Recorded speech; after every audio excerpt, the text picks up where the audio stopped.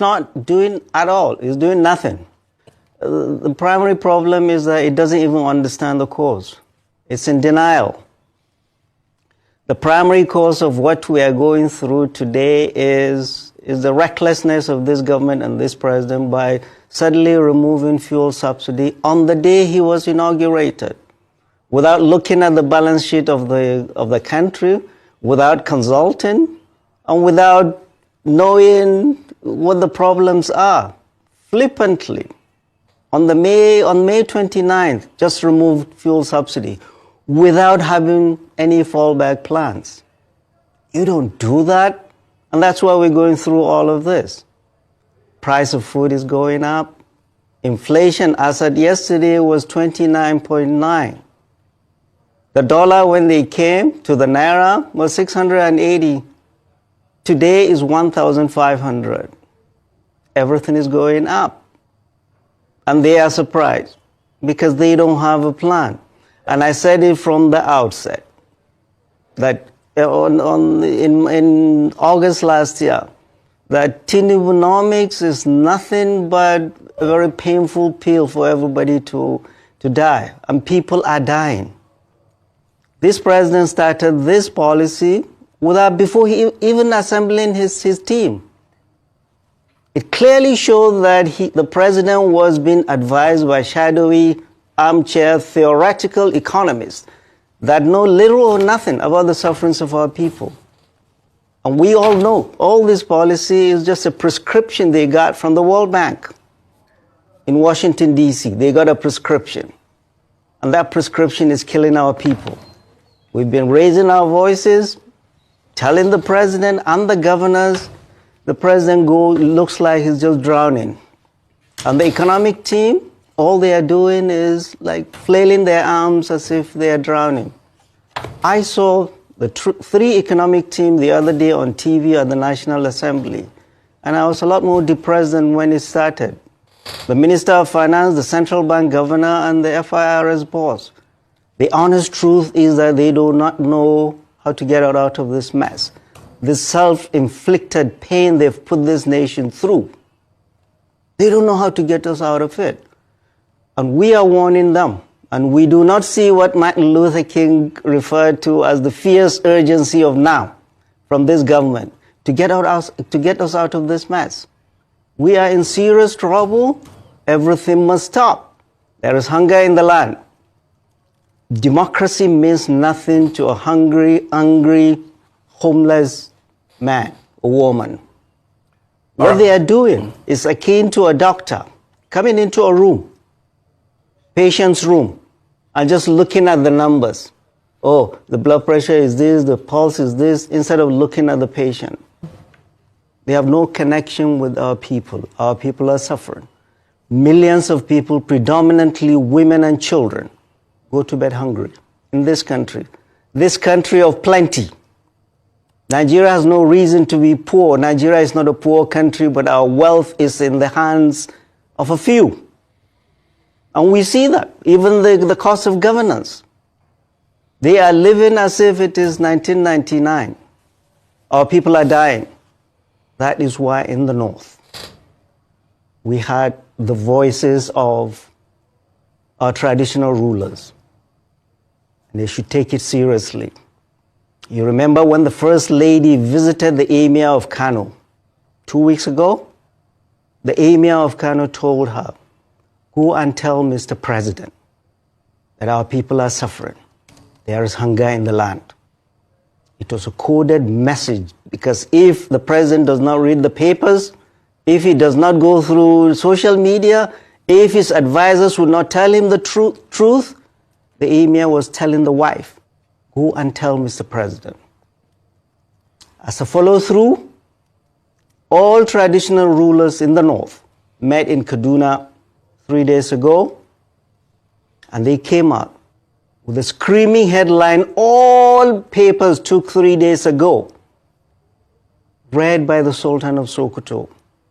This country is sitting on a keg of gunpowder, and there is nothing more they can do to stop the anger of their people. They've run out of excuses. In the north, our traditional rulers are the last bus stop. When they start talking, leaders need to sit up and listen. We're in big trouble. Our traditional rulers and our clerics, 2 days ago, yesterday, the sermons in all the mosques in the north, people are suffering. There is hunger in the land. People are dying in the midst of plenty. Leaders sit up.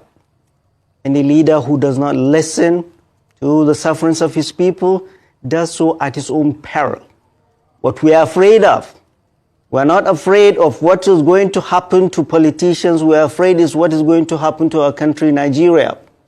This country we love dearly. This country that has given us more than we have given back.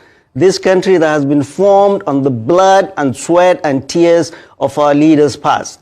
No reckless politician is going to break this country up by his recklessness and not listening to the concerns of the people. All right, there Prof. is hunger in the land. All right. All is not well.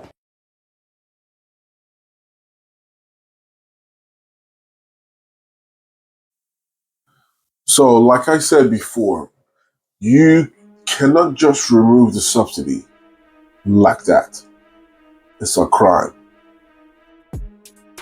Subsidizing things are normal in every country, even countries where they earn more than what we earn back home in Nigeria.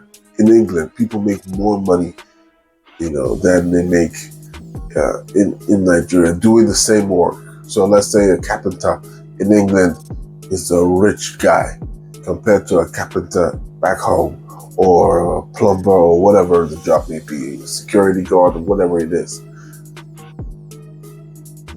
But still, they have subsidy on medication. They have subsidy in education. They have subsidy in all of these things. Because they know that if you pay the full amount, people will struggle. People are still struggling, but they make it easier for you.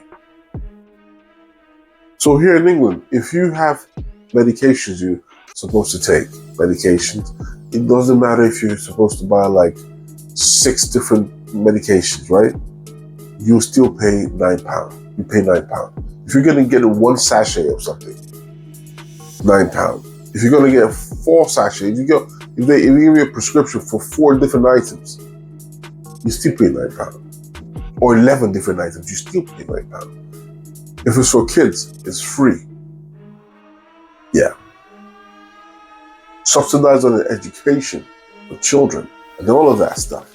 Mate, subsidy is good. But one thing I want to understand is that what amount of subsidy did we even have on this? Was it 100%? Was it 25%? Was it 50%? What is it? And is it compulsory that it has to be the same amount of subsidy it used to be? How about they make it like a 50% subsidy? Like, subsidize it, but not to the full extent as it was before. How about that? Well, why can't we do that? Something is not adding up here. Because when you see it, like when I did the research to check, they said federal government spent about $10 billion, which equivalent to about 4 trillion naira, in buying 23.5 billion liters of petrol.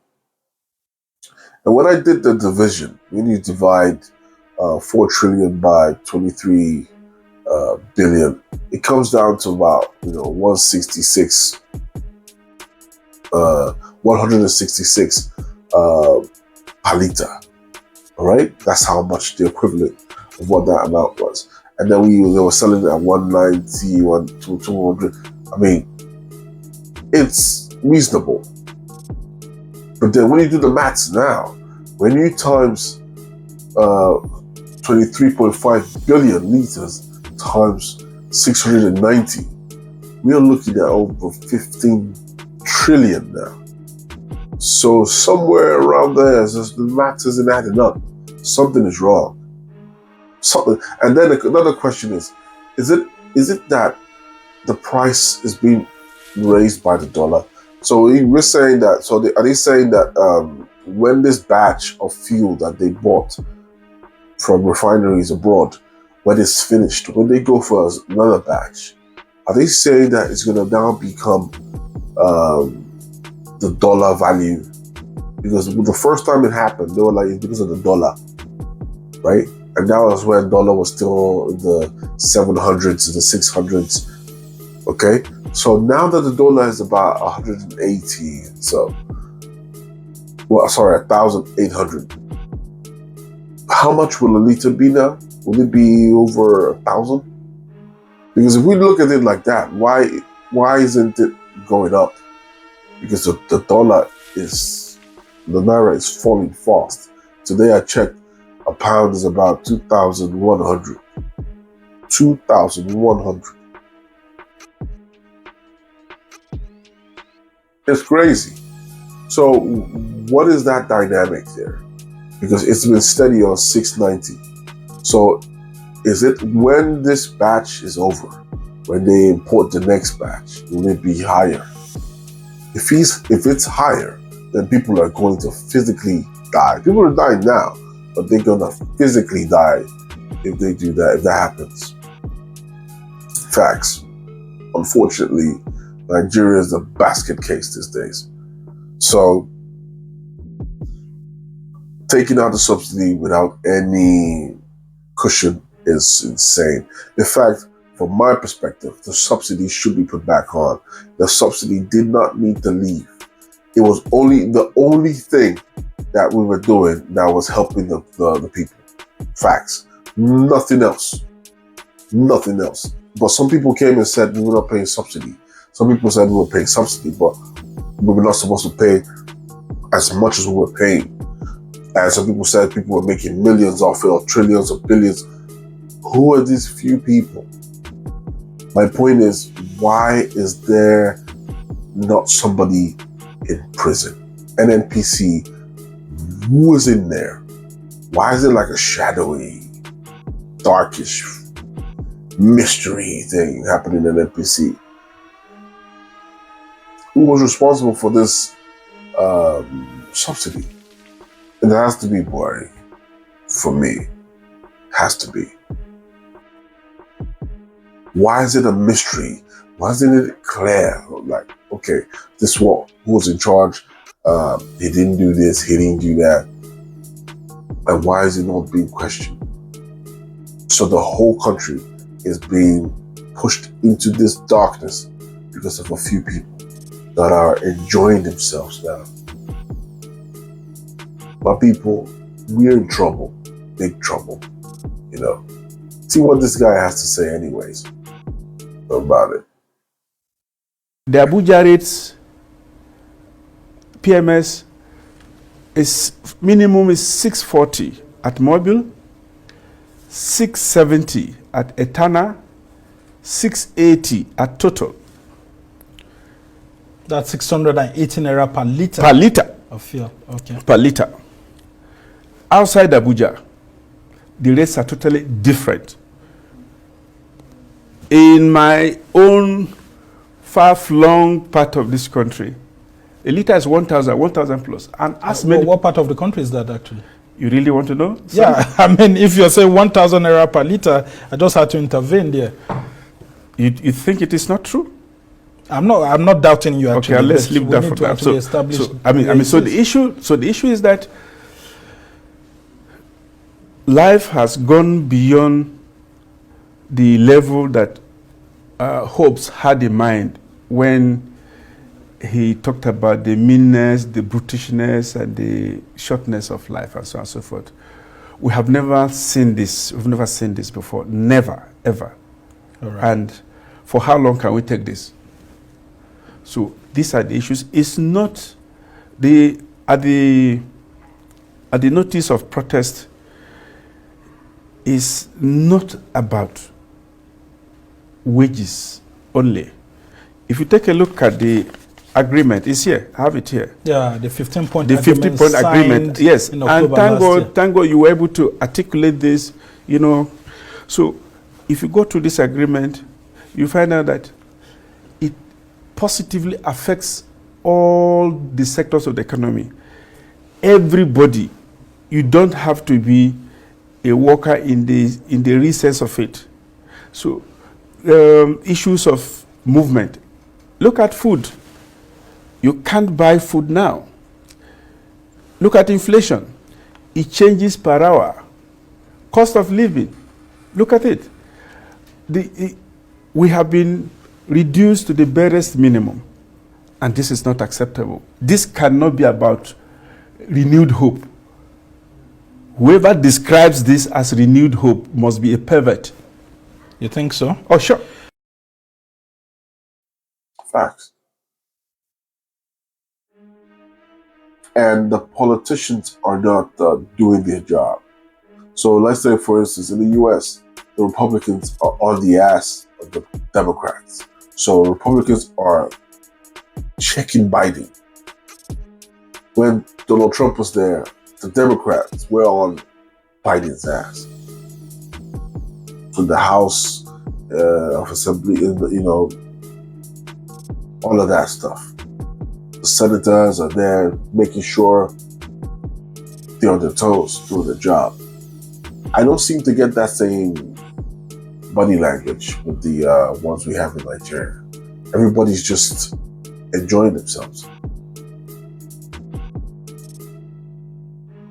But unfortunately, people are going to die.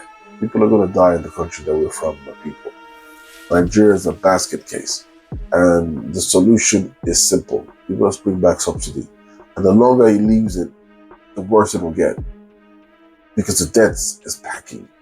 Because they'll continue to spend money to try to help people. So they'll go and start doing things like, open the grain, subsidize. Like, they will spend money. I think the last time they tried to, they wanted to give people some aid. I don't know, 50,000 or something like that.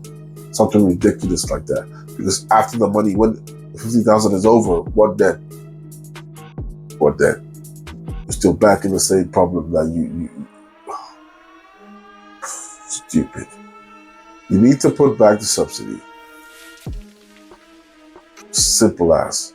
If you're telling me the subsidy is a problem, explain to us, how's it a problem? Say you cannot afford to pay 4 trillion. Okay, but you can afford to pay the large amounts that we pay to our senators, to our president, to our governors, to ministers, to commissioners. Those guys earn a killing.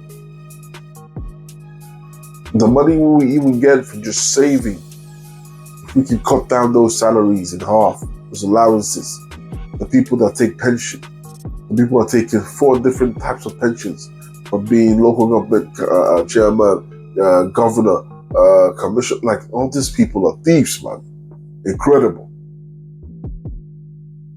The money that we can save. But the funniest thing is that we're paying these things with borrowed money. So Mr. President, Mr. Tinubu, he took up subsidy without fixing one refinery. Isn't the idea to come into power first, get 1 or 2 of those refineries running?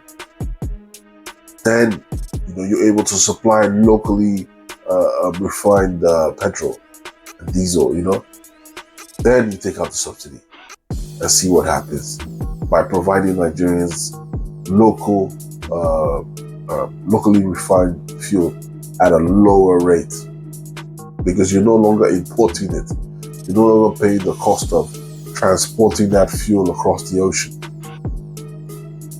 I don't know why it's so difficult.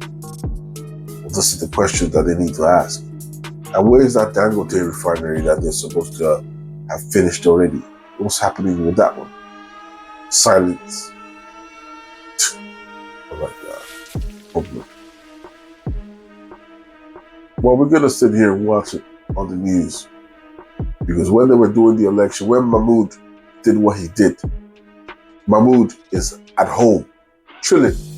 People are not outside his gate now, shouting and screaming out his gate, protesting, because Mahmoud put you guys, or put us in this issue by giving us Tinubu. People voted, but INEC did the thing they did, and nobody is in front of their office sitting there. There's a calamity, like a proper disaster, man. We'll have to wait until BBC comes out with the documentary, I guess, before Nigerians know what to do. No investigative journalism. Nobody's there digging Mahmoud, his bank accounts. What has he been doing? Not even one interview. He's just been ghost. But he's still the chairman of INEC. Christ. Anyways, guys, I'll see you in the next video. Alright? Don't forget to subscribe and like. And I'll see you next time. Peace.